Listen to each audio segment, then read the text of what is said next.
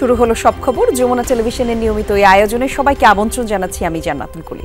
শেখ হাসিনা অবশ্যই দেশে ফিরবেন, এসেই সরাসরি বিচারের মুখোমুখি হবেন, দাঁড়াতে হবে ফাঁসির মঞ্চে, বলেছেন জাতীয় নাগরিক কমিটির মুখ্য সংগঠক সার্জিস আলম। আর বিভাজনের রাজনীতি বাদ দিয়ে বিজ্ঞ রাজনীতিকদের তরুণ প্রজন্মের বিপ্লবকে স্বীকৃতি দেওয়ার আহ্বান জানিয়েছেন বৈষম্য বিরোধী ছাত্র আন্দোলনের আহ্বায়ক হাসনাত আব্দুল্লাহ। জুলাই ঘোষণাপত্রের পক্ষে জনমত গঠনের লক্ষ্যে ফরিদপুরে গণসংযোগ এবং সমাবেশে এসব কথা বলেন তারা। বিকেলে শহরের সরকারি রাজেন্দ্র কলেজ মাঠে মুক্ত মঞ্চে বক্তব্য রাখেন সমন্বয়করা। আর এই সময়ে জনতার সামনে জুলাইয়ের ঘোষণাপত্রের বিষয়বস্তু তুলে ধরে সার্জিস জানান, বিশ্বের যে কোনো পরাশক্তির সাথে চোখে চোখ রেখে কথা বলবে বাংলাদেশ। হাসনাত আব্দুল্লাহ বলেন, ঢাকার মসনদকে বসবে অতীতে তা নির্ধারণ করা হতো দিল্লি থেকে, এখন এদেশের মানুষই এই সিদ্ধান্ত নেবে বলে জানান তিনি। অন্তর্বর্তী সরকারকে উদ্দেশ্য করে হাসনাত বলেন, ছাত্র জনতা রক্ত দিয়ে যে অভ্যুত্থান করেছে এর স্বীকৃতি সংবিধানে লিপিবদ্ধ থাকতে হবে। হাজারো শহীদ এবং আহতদের স্বীকৃতি এই ঘোষণাপত্রে থাকতে হবে বলে জানান সার্জিস আলম।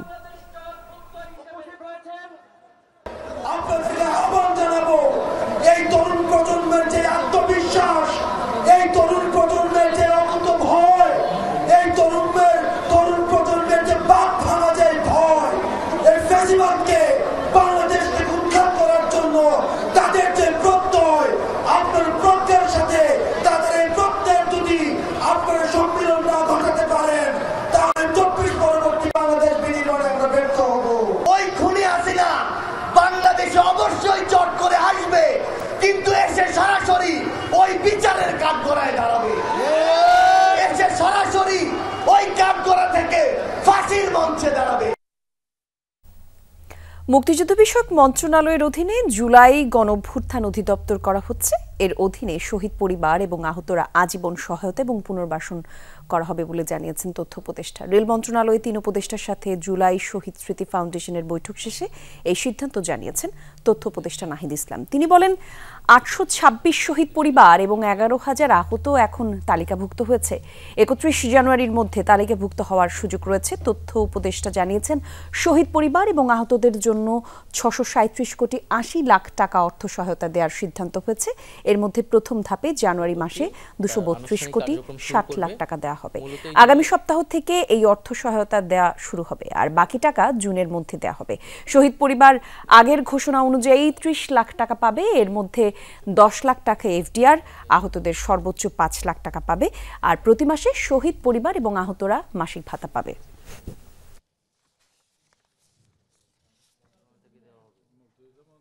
মুক্তিযুদ্ধ বিষয়ক মন্ত্রণালয়ের অধীনে জুলাই গণঅভ্যুত্থান অধিদপ্তর তৈরি হচ্ছে। এটি প্রক্রিয়াধীন আছে। 30 লক্ষ টাকা প্রত্যেকটা শহীদ পরিবার এবং আহতদের জন্য যে বিভিন্ন ক্যাটাগরি ওয়াইজ যারা গুরুতর আহত, অতি গুরুতর আহত, এই অনুযায়ী আমরা 5 লক্ষ, 3 লক্ষ, 2 লক্ষ, 1 লক্ষ এরকমভাবে দেওয়া হবে আহতদের জন্য।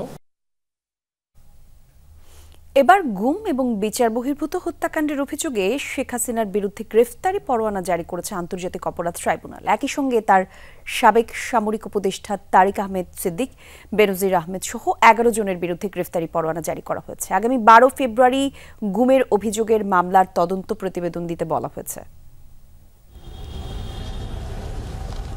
5 আগস্ট রাজনৈতিক পট পরিবর্তনের পরে গত 15 বছরে বিভিন্ন সময়ে গুমের শিকার হওয়া ব্যক্তিরা বের হয়ে আসতে থাকেন রাষ্ট্রীয় বাহিনীর টর্চার সেল আয়নাঘর থেকে।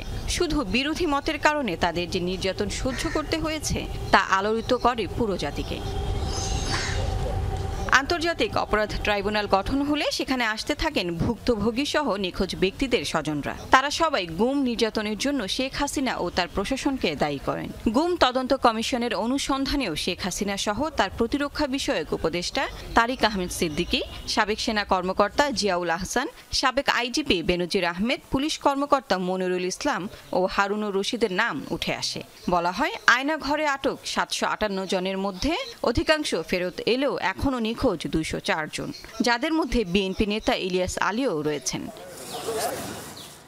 বিগত আমলের সেসব গুম এবং বিচার বহির্ভূত হত্যাকাণ্ডের সকল ঘটনা একটি মামলার অধীনে এনে ট্রাইব্যুনালে নির্দেশদাতা হিসেবে সাবেক প্রধানমন্ত্রী শেখ হাসিনাকে দায়ী করে প্রসিকিউশন। সাথে আসামি করা হয় আরও 11 জনকে। প্রসিকিউশন বলেন, বেশিরভাগ গুম হয়েছে রাজনৈতিক বিরোধের জেরে।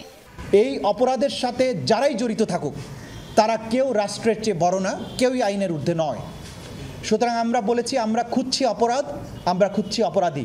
আমরা দেখব না কে কত বড়, কে কোথায় চাকরি করেন, এবং আমাদের রাষ্ট্রীয় যে সমস্ত সংস্থাগুলোর ব্যাপারে এগুলো অভিযোগ উঠেছে তাদেরকেও আমরা এই অভিযোগের তীর থেকে তাদেরকে বাঁচাতে হবে। গ্রেফতারি পরোয়ানা জারি করাকে ন্যায় বিচারে প্রথম ধাপ মনে করে সন্তুষ্টির কথা জানান গুম হওয়া পরিবারের সদস্যরা। আমরা সামনের যেই দিনগুলোতে আরো স্বচ্ছ ন্যায় বিচার নিয়ে সামনে আসতে পারবো এবং প্রত্যেকটা পরিবার জানতে পারবে তার পরিবারের স্বজনের সাথে আসলে কি হয়েছে। তার নিজের বাচ্চা 6 মাসের এবং 3 বছরের বাচ্চার সামনে, তার বোনের সামনে তাকে নিয়ে যাওয়া হয়েছে এবং প্লেন ক্লথে যেভাবে সে বাসায় ছিল সেভাবে নেওয়া হয়েছে। কোশ্চেনটা হচ্ছে তারপর থেকে আমরা কোনোভাবেই তার কোনো ইনফরমেশন পাচ্ছিলাম না। পরোয়ানা জারি হওয়া আসামিদের মধ্যে সাবেক সেনা কর্মকর্তা জিয়াউল আহসান গ্রেফতার আছেন। বাকিদের দ্রুত সময়ের মধ্যে ধরতে ও আগামী 12 ফেব্রুয়ারি তদন্ত প্রতিবেদন দেওয়ার নির্দেশ দিয়েছেন ট্রাইব্যুনাল। লাভলি বিথি, যমুনা নিউজ, ঢাকা।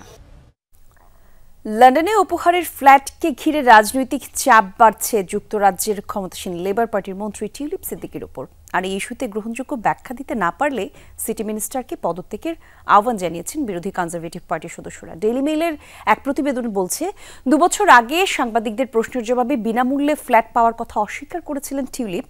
এমনকি রিপোর্ট করলে এই নিয়ে আইনি ব্যবস্থা নেওয়ার হুমকিও দিয়েছিলেন তিনি।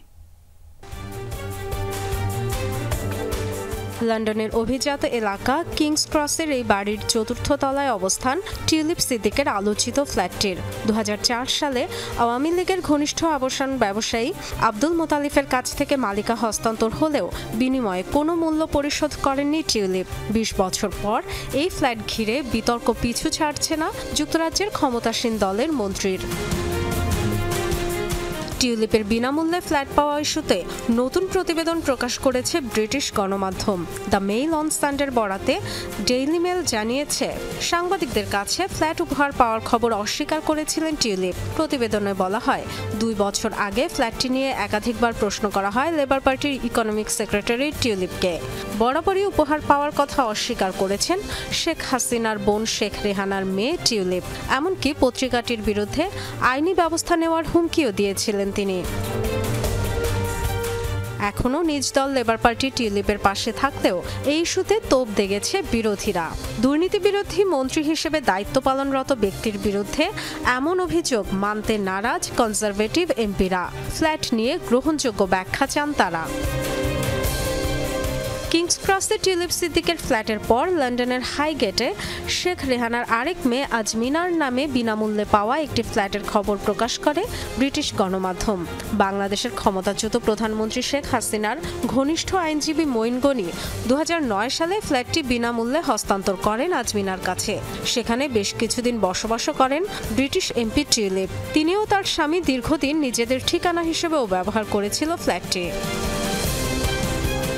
লেবার পার্টির হয়ে মাত্র 16 বছর বয়সে রাজনীতিতে যোগ দেয়া টিউলিপ সিদ্দিক ব্রিটিশ পার্লামেন্টের 4 বারের এমপি।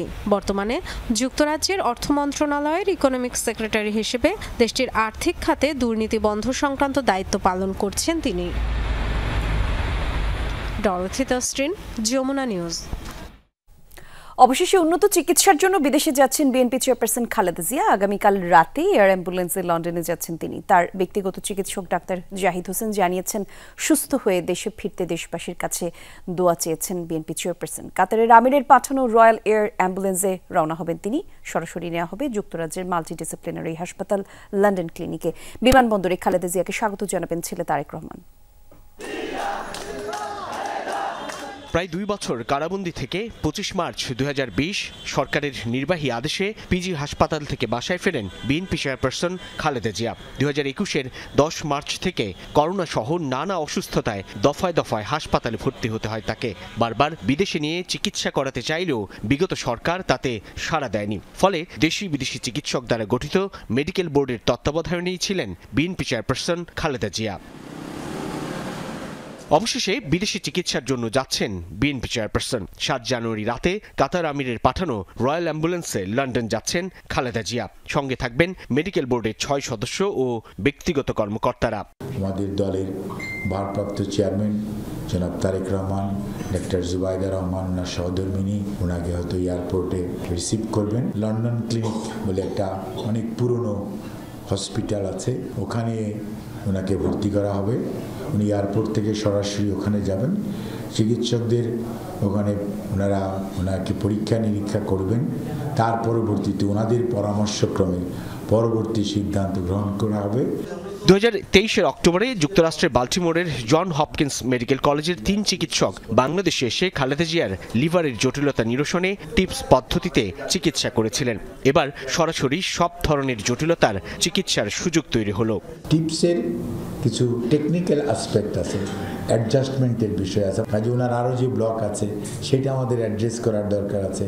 ওনার ক্রনিক কিডনি ডিজিজ যেটা আছে সেটা আমাদের অ্যাড্রেস করতে হবে। তারপরে ওনার করোনা পরবর্তীতে কিছু জটিলতা আছে। লিভার ট্রান্সপ্লান্টের ইস্যুটা হচ্ছে মনে রাখতে হবে, ওনার যে বয়স এটা সিদ্ধান্ত দিবে লিভার ট্রান্সপ্লান্ট ইউনিটে যাওয়ার পরে, ওখানে এই সুবিধাটা আছে। সো দে উইল ডিসাইড যে what will be the next course of treatment. Doctor Zahid জানিয়েছেন, খালেদা জিয়া দেশবাসীর কাছে তার রোগ মুক্তির জন্য দোয়া চেয়েছেন।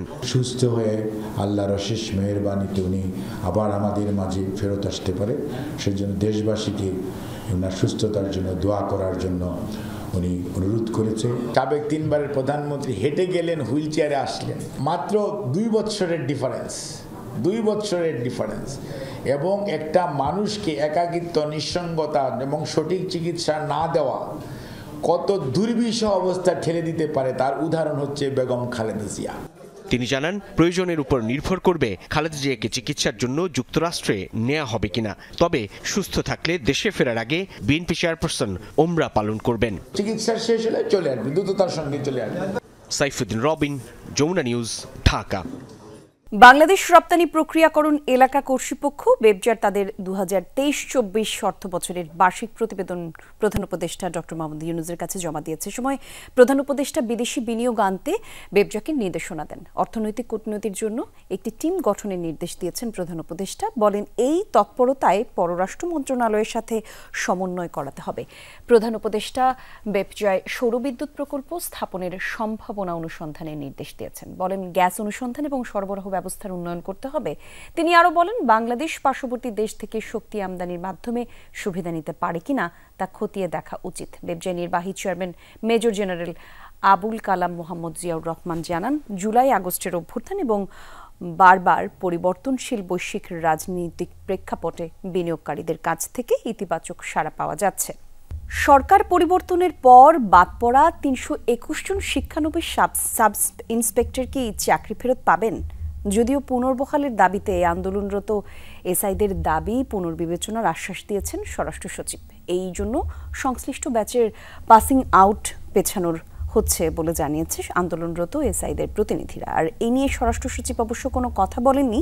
তবে স্বরাষ্ট্র উপদেষ্টা আলাদা একটি অনুষ্ঠানে বলেছেন, শৃঙ্খলা ভঙ্গের প্রমাণ পাওয়া গেলে চাকরিতে পুনর্বহালের দাবি বিবেচনা করা হবে। আওয়ামী লীগ সরকারের পতনের পর পুলিশের 40তম ব্যাচের 321 জন শিক্ষানবিশ সাব ইন্সপেক্টর বা এসআইকে বাদ দেয়া হয় 4 ধাপে। তবে শৃঙ্খলা ভঙ্গের যেসব অভিযোগে তাদের বাদ দেয়া হয়েছে একে ভিত্তিহীন বলছেন চাকরি পুনর্বহালের দাবিতে আন্দোলনরত এসআইরা। এ নিয়ে সচিবালয়ের সামনে দ্বিতীয় দিনের মতো মানববন্ধন ও অবস্থান কর্মসূচি পালন করেছেন তারা। খোড়া অজুহাত দেখায় যে আমরা হইচই করেছি মাঠে, এই হইচই অজুহাত দিয়ে আমাদেরকে 14 মাস ট্রেনিং করার পরে শেষ সময় এসে আমাদেরকে অব্যাহতি দেওয়া হয়। আমার পূবালী ব্যাংকে একটা চাকরি হয়, সেই চাকরি তো আমাকে জয়েন করতে দেওয়া হয় না। তো আমার এখন মানে ওই চাকরিটাও গেল, সাব ইন্সপেক্টর চাকরি গেল, প্রাইমারিটা তো আগেই গেল, আমার এখন যাওয়ার কোনো ওয়ে নাই। হতদরিদ্র পরিবার থেকে এসেছি এবং পুলিশের এইবারের যে নিয়োগটা ছিল এসআই, ওটা কতটা ফেয়ার ছিল, ওখানে কোনো মানে আনফেয়ারের কোনো কাজই ছিল না। আমাদের 321 জনকে আসলে একটা ঠুনকো অভিযোগে অব্যাহতি দেওয়া হয়েছে চলমান প্রশিক্ষণ থেকে। আমাদের দাবি হচ্ছে আমাদেরকে পুনর্বহাল করতে হবে চলমান প্রশিক্ষণে যোগদানের মাধ্যমে। আন্দোলনরত এসআইদের 3 সদস্যের প্রতিনিধি দল চাকরি পুনর্বহালের দাবি নিয়ে দেখা করেন স্বরাষ্ট্র সচিবের সাথে। দাবি পুনর্বিবেচনায় সচিবের আশ্বাসে 12 জানুয়ারি পর্যন্ত কর্মসূচি স্থগিত করেছেন তারা। এবং স্যার আমাদের আল্লাহর দোহাই দিয়ে বলছেন, আমি আমার পক্ষ থেকে আমি এত চেষ্টা করব, আমি এমনভাবে আশ্বাস দিয়েছেন যে উনি উপরের লেভেলে জানাবেন আমাদের কথা এবং স্যার যেটা বললো যে স্যার 5 ওয়াক্ত নামাজ পড়েন এবং স্যার সেই দোহাই দিয়ে বলছেন যে আমি তোমাদের হয়ে কাজ করব। 20 তারিখে নতুন পাসিং আউটের ডেট সম্ভাব্য শুনতে পাচ্ছি, ওই পাসিং বেড একই সাথে পুনর্বহাল করা হোক। তো স্যার এই বিষয়ে আমাদের আশ্বাস দিয়েছেন যে যত দ্রুত সম্ভব স্যার এই বিষয়ে অফিসিয়ালদের ঊর্ধ্বতন যারা আছে তাদের সাথে বসবে। দাবি পুনর্বিবেচনা নিয়ে অবশ্য কোনো কথা বলতে রাজি হননি স্বরাষ্ট্র সচিব। এর আগে স্বরাষ্ট্র উপদেষ্টা পুনর্বহালের দাবি নিয়ে কথা বলেন। এরা যদি শৃঙ্খল হইতো তো তারা তো প্রপারভাবে একটা অ্যাপ্লিকেশন করতে পারতো আইজি সাহেবের কাছে, স্যার আমার তো এটা ঠিক হয় নাই। পুলিশ একাডেমি যদি ঠিকমতো কাজ না করে থাকে তো আইজি সাহেবের কাছে বলতে পারতো, কিন্তু তারা না হইয়া তারা কিন্তু আইজি সাহেবের কাছে না যেয়ে গেছে রাস্তায়। এইটাই তো বোঝা যেতেছে তারা উচ্ছৃঙ্খল ছিল। ডিবি কার্যালয় পরিদর্শন শেষে এসআইদের দাবি নিয়ে এসব কথা বলেন স্বরাষ্ট্র উপদেষ্টা। আলমগীর স্বপন, যমুনা নিউজ, ঢাকা। ডিবি অফিসে আর কোনো ভাতের হোটেল বা আয়নাঘর থাকবে না বলে জানিয়েছেন স্বরাষ্ট্র উপদেষ্টা অবসরপ্রাপ্ত lieutenant general Mohammad Jahangir Alam Chowdhury. DB কার্যালয় পরিদর্শন শেষে তিনি বলেন, সাদা পোশাকে ডিবি আর অভিযান করতে পারবে না। বলেন, ডিবি পরিচয়ে আর কাউকে তুলে নেওয়া যাবে না। সীমান্তে নিরাপত্তা ইস্যুতে তিনি বলেন, মিয়ানমার সীমান্তে যেন অনাকাঙ্ক্ষিত ঘটনা না ঘটে সেই লক্ষ্যে সর্বোচ্চ সতর্কতা রয়েছে। আরাকান আর্মি এবং মিয়ানমার সেনাবাহিনী উভয় পক্ষের সাথেই বাংলাদেশের যোগাযোগ রয়েছে। স্বরাষ্ট্র উপদেষ্টা আরও বলেন, মিয়ানমার সীমান্তে সজাগ দৃষ্টি আছে, বাংলাদেশের সীমান্ত বাংলাদেশেরই নিয়ন্ত্রণে আছে। সাংবাদিকদের আরও প্রশ্নে তিনি বলেন, দেশে যে পরিমাণ ছিনতাইকারী বেড়েছে ঠিক তেমনভাবে গ্রেফতারও করছে আইন শৃঙ্খলা রক্ষাকারী বাহিনী। সচিবালয়ের সামনে যেসব পুলিশ সদস্য আন্দোলন করছে তারা শৃঙ্খলা ভঙ্গ করেছে উল্লেখ করে উপদেষ্টা বলেন, বাদ পড়া পুলিশ সদস্যদের শৃঙ্খলা ভঙ্গের প্রমাণ পেলে তাদের আর নেওয়া হবে না।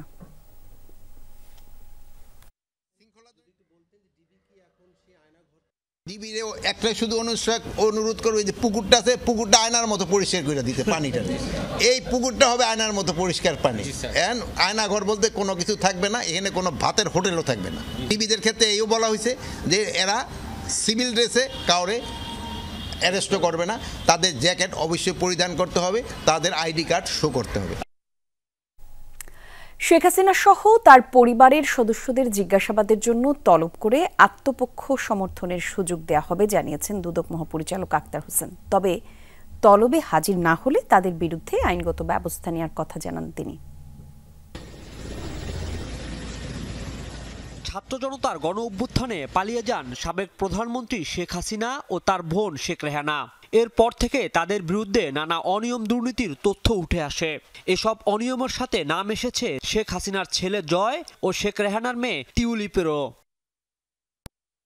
বিগত আওয়ামী লীগ সরকারের ৮ অগ্রাধিকার প্রকল্পে ২১,০০০ কোটি টাকা ছাড়াও রূপপুর পারমাণবিক বিদ্যুৎ কেন্দ্র প্রকল্পে প্রায় ৬০,০০০ কোটি টাকার দুর্নীতির প্রাথমিক তথ্য পেয়েছে দুদক। সাংবাদিকদের এক প্রশ্নের জবাবে দুদক মহাপরিচালক জানান, অনিয়ম দুর্নীতি অর্থ লুটপাটের অভিযোগে অনুসন্ধান ইতিমধ্যে শুরু হয়েছে, তবে আত্মপক্ষ সমর্থনের সুযোগ পাবেন অভিযুক্তরা। যে প্রক্রিয়া আছে সেটা অনুসরণ করেই তাদেরকে অবহিত করা হবে তাদের বক্তব্য প্রদানের জন্য, আত্মপক্ষ সমর্থনের সুযোগ নেবার জন্য। কেউ যদি সেই সুযোগ না নেয় তাহলে দুর্নীতি দমন কমিশন আইন অনুযায়ী পরবর্তী ব্যবস্থা গ্রহণ করবে।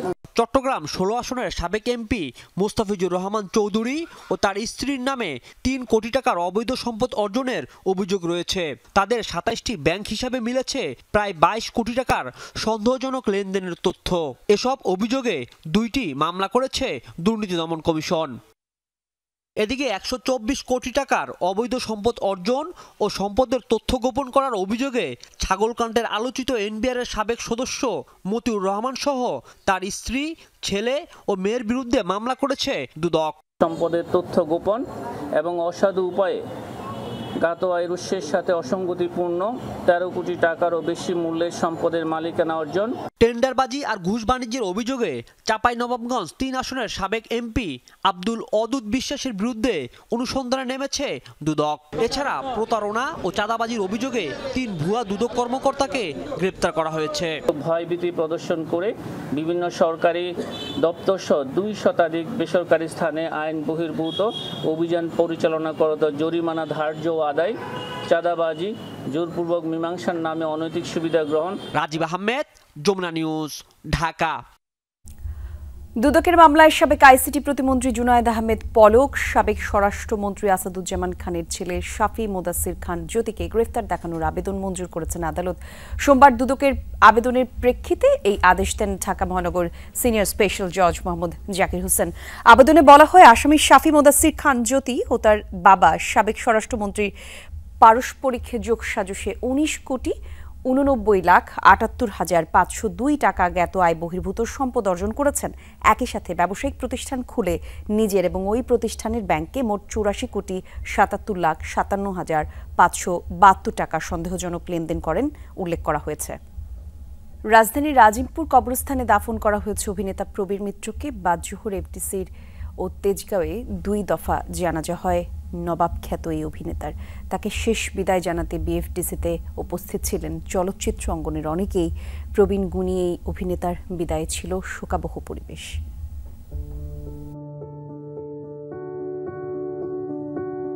চিরচেনা পরিবেশ, কিন্তু তফাৎ অনেক।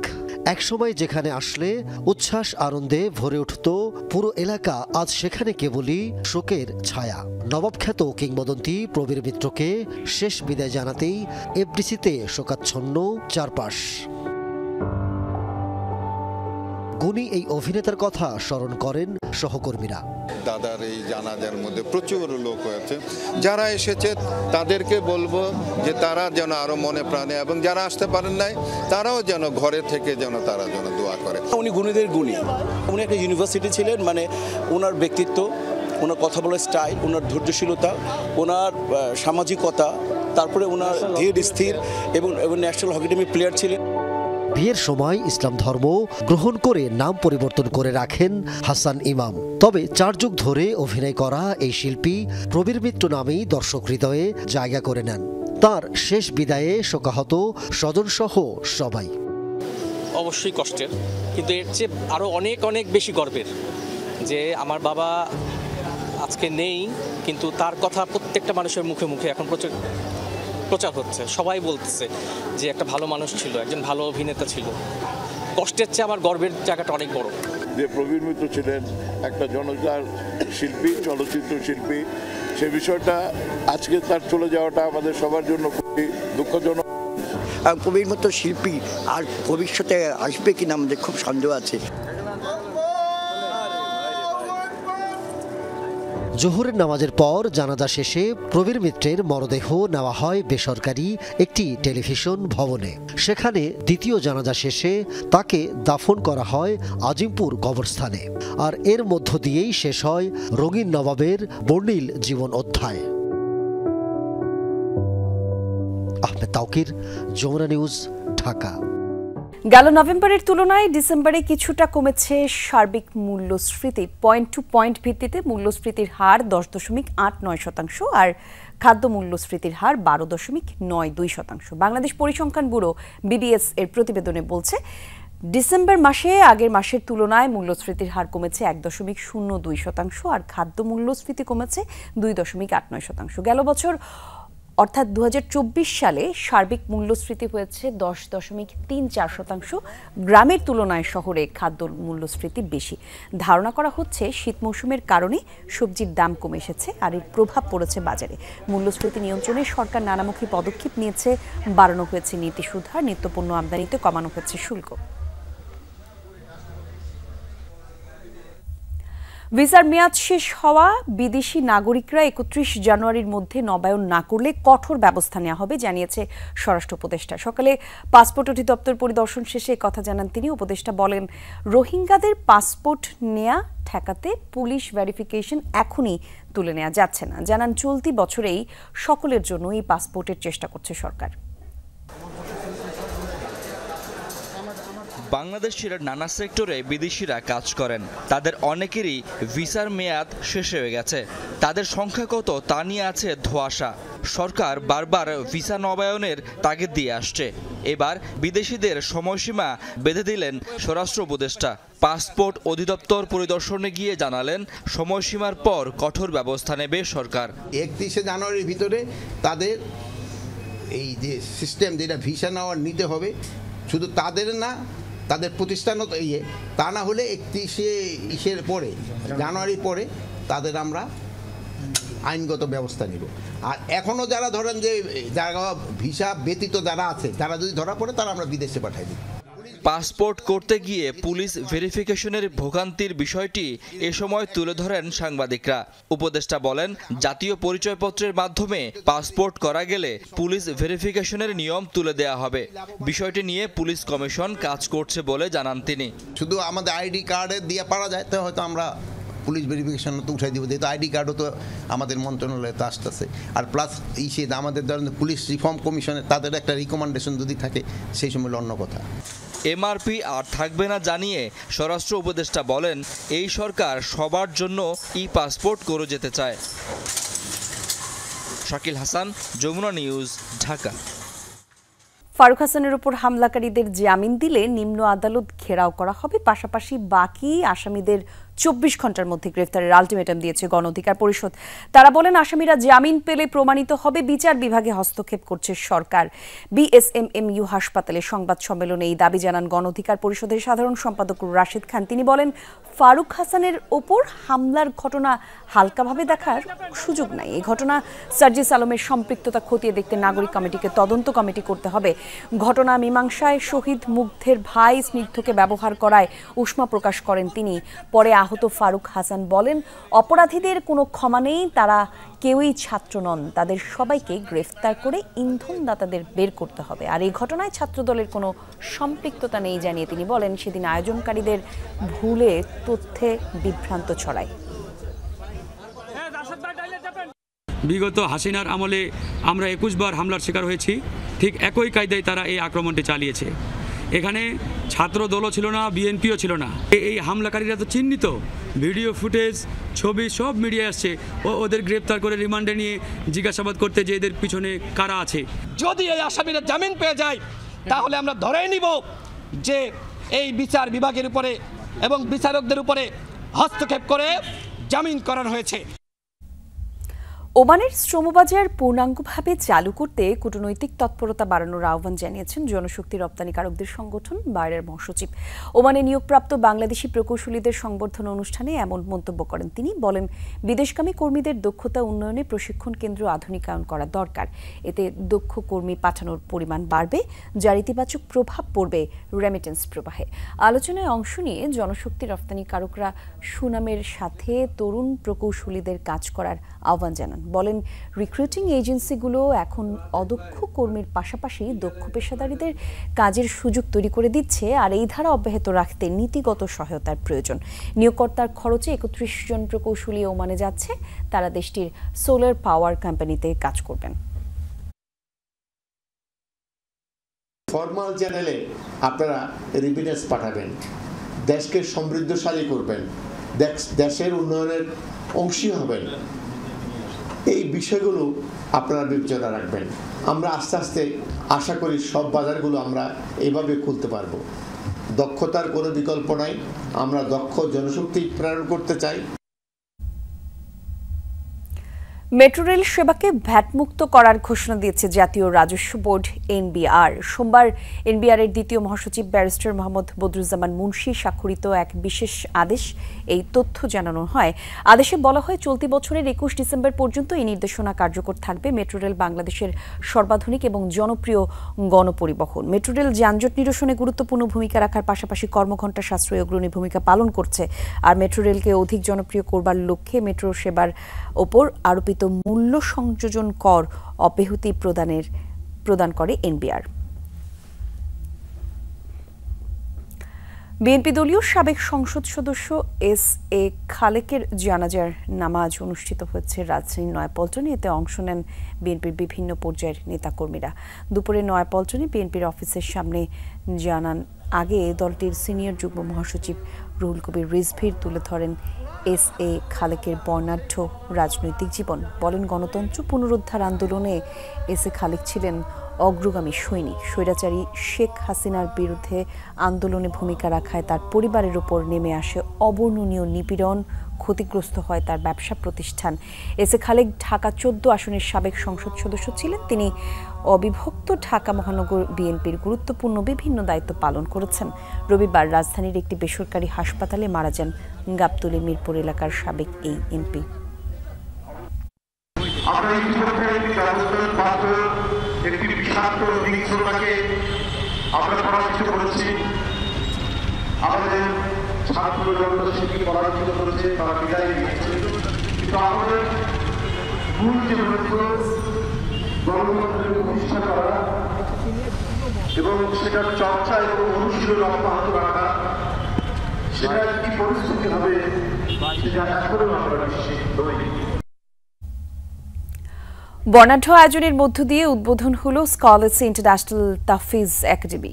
একই সাথে ক্লাস ওপেনিং এবং সবক প্রদান অনুষ্ঠিত হয়। উদ্বোধনী অনুষ্ঠানে ইসলামিক স্কলার শাইখ আহমদুল্লাহ আশা করেন এই প্রতিষ্ঠানের মাধ্যমে আদর্শ নাগরিক তৈরি হবে যারা দেশকে সঠিক পথে এগিয়ে নিয়ে যাবে। প্রতিষ্ঠানটির প্রতিষ্ঠাতা চেয়ারম্যান আলহাজ নুরুল ইসলাম বলেন, দুনিয়া এবং আখিরাতের চ্যালেঞ্জ মোকাবেলায় শিশুদের উপযুক্ত করে গড়ে তুলতে কাজ করবে scholars international Tahfiz academy.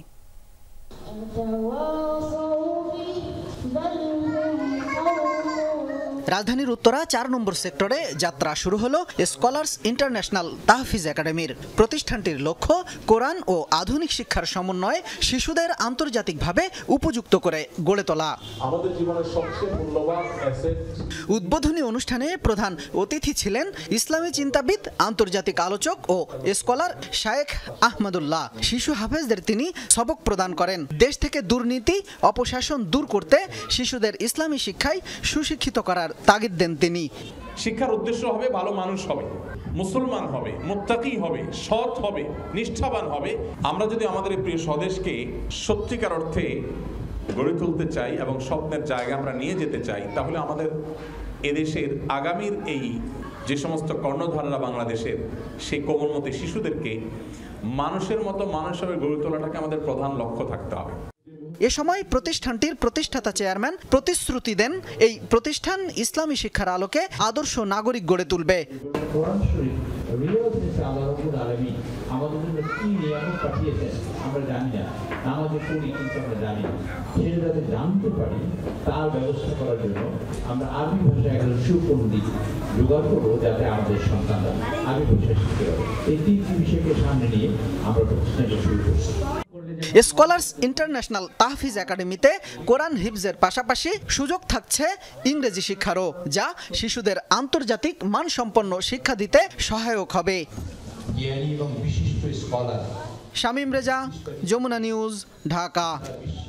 Jamuna টেলিভিশনের সিনিয়র রিপোর্টার শাকিল হাসান এবং senior video journalist Shahin Alam হত্যা চেষ্টার মামলায় রহিম, জব্বার আর জাকিরের 4 মাসের সাজা বহাল রেখেছে ষষ্ঠ অতিরিক্ত মহানগর দায়রা আদালত। 1 মাসের মধ্যে সাজাপ্রাপ্তদের নিম্ন আদালতে আত্মসমর্পণের নির্দেশ দিয়েছেন আদালত।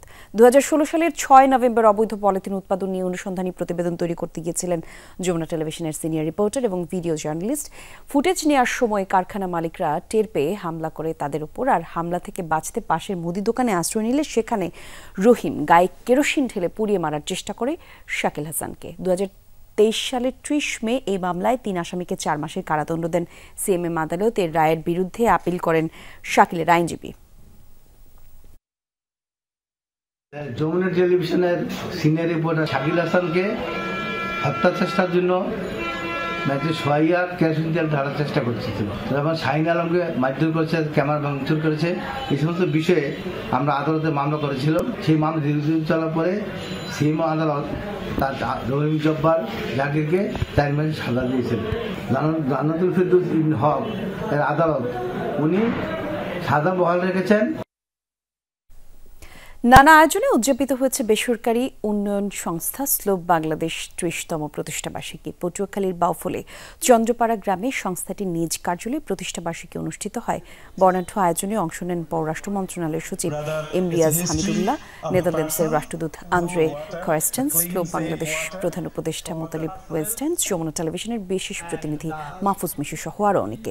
প্রান্তিক জনগোষ্ঠীর জীবনমান উন্নয়নে পটুয়াখালী এবং বরিশালের 4 উপজেলায় কার্যক্রম পরিচালনা করছে স্লোপ বাংলাদেশ।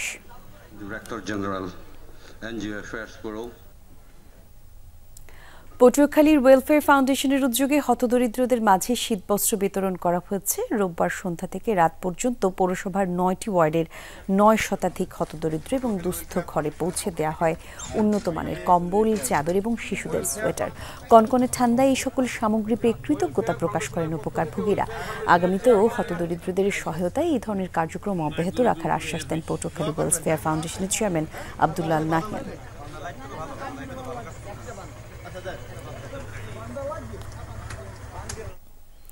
জানাবো বিপিএল এর খবর। সিলেটে প্রথম দিনেই হলো হাই স্কোরিং ম্যাচ। 400 রানের ম্যাচে অ্যালেক্স হেলসের সেঞ্চুরিতে সিলেট স্ট্রাইকারকে 8 উইকেটে হারিয়েছে রংপুর রাইডার্স। আর 206 রানের লক্ষ্যে 1 ওভারের আগেই টপকে যায় রংপুর।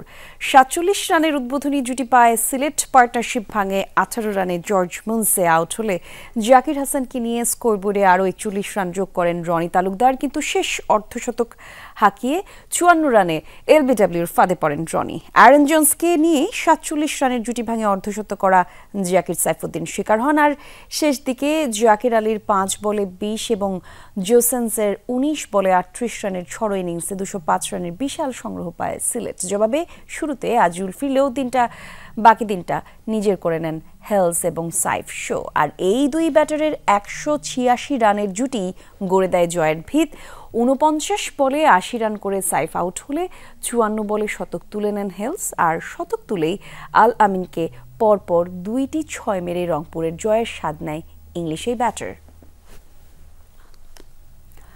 ফারুক ফাহিম অনেক প্রতিশ্রুতি দিয়ে বিসিবিতে এসেছিলেন।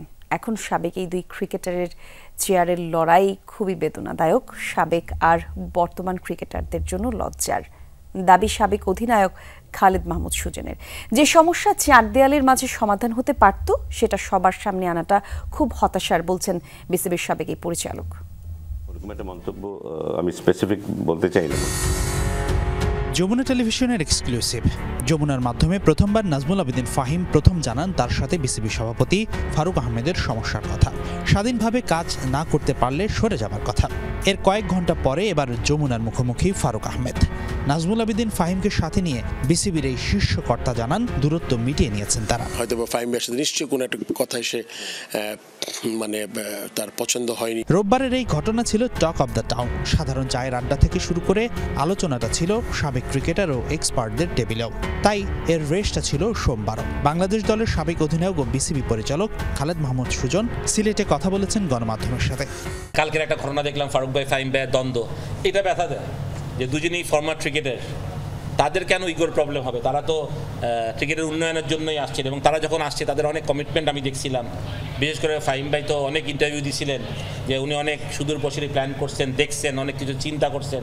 তো সেগুলো তো আমি এখন দেখতেছি, সেটা আমি দেখতেছি একটা লোভ লালসার মতন হয়ে যাচ্ছেন যে আমি অপারেশন না পাইলে আমি কাজ করবো না, আমি পদত্যাগ করবো। এটা লোভ লালসা জাস্ট। একসাথে থাকলে এক পরিবারেও সমস্যা হয়, কিন্তু সেই সমস্যার সমাধান হয় 4 দেয়ালের মাঝেই। কিন্তু কেন বিসিবির সমস্যা সবার সামনে এলো, এই প্রশ্ন সুজনের। উনি যদি মনে করেন যে উনি তার সম্মান পাচ্ছেন না, উনি ওনার দায়িত্ব বুঝে পাচ্ছেন না, ওনার এত সমস্যা, উনি ফারুক ভাইয়ের সাথে ডাইরেক্ট কথা বলবেন 1 to 1 এবং উনি ফারুক ভাইকে বলবেন যদি আমি এগুলো না হয়, আমি বিপিএল গভর্নিং কাউন্সিলের কি জানি মেম্বার সেক্রেটারি এবং আমি আমার বিপিএল সম্বন্ধে কিছু জানি না, he will resign from BPL straight away. এরা দুজনই ক্রিকেটার এবং তাহলে আমাদের ক্রিকেটারদের মানুষ কি ভাববে যে আসলে তো আমরা আমাদের নিজের স্বার্থের জন্য পড়ে যাই। তার মানে ন্যাশনাল টিমের বাইরে যত তাদের সবার জন্য খুব লজ্জাজনক যে তাদের এই যে ইগো প্রবলেম বা তাদের এই যে কারাকারির প্রবলেম চলতেছে যে কে প্রেসিডেন্ট হবেন বা কে অপারেশনের চেয়ারম্যান হবেন বা কে ডেভেলপমেন্টের চেয়ারম্যান হবেন। ইটস ভেরি ফানি অ্যান্ড লজ্জাজনক আমাদের। ফারুক আহমেদ বিসিবি সভাপতি হয়েছেন 4 মাসের বেশি সময় হয়েছে, কিন্তু এখনও স্ট্যান্ডিং কমিটি বন্টন করেননি। বোর্ডের কাজ ঠিকমতো সামলাতে দ্রুতই নতুন পরিচালক নেবার পরামর্শ দিয়েছেন খালেদ মাহমুদ। নতুন ডাইরেক্টরদেরকে নিচ্ছেন না, যাদের কোনো নিতে চান নিয়ে নিলেই পারেন। হাসিনুর রহমান, যমুনা স্পোর্টস, সিলেট। যুব সমাজকে মাদকের ভয়াল থাবা থেকে দূরে রাখতে গাজীপুরের টঙ্গীতে ব্যাডমিন্টন টুর্নামেন্টের আয়োজন করা হয়েছে। আরিচপুর ঈদগাহ মাঠে এই টুর্নামেন্টের উদ্বোধন করেন টঙ্গী পূর্ব থানা বিএনপির সাবেক আহ্বায়ক কমিটির সদস্য BM শামীম। পরে আলোচনা সভায় যুবকদের মাদকের কালো থাবা থেকে রক্ষায় খেলাধুলার গুরুত্ব তুলে ধরেন তিনি। অনুষ্ঠানে এবং খেলা সঞ্চালনায় ছিলেন গাজীপুর মহানগর যুবদলের আহ্বায়ক কমিটির সদস্য ব্যাপারী জুয়েল রানা। টুর্নামেন্টে টঙ্গীর মোট 50টি দল অংশ নেয়। আর এই ছিল আজকের সব খবরের আয়োজনে। এতক্ষণ সঙ্গে ছিলেন যারা, ধন্যবাদ সবাইকে।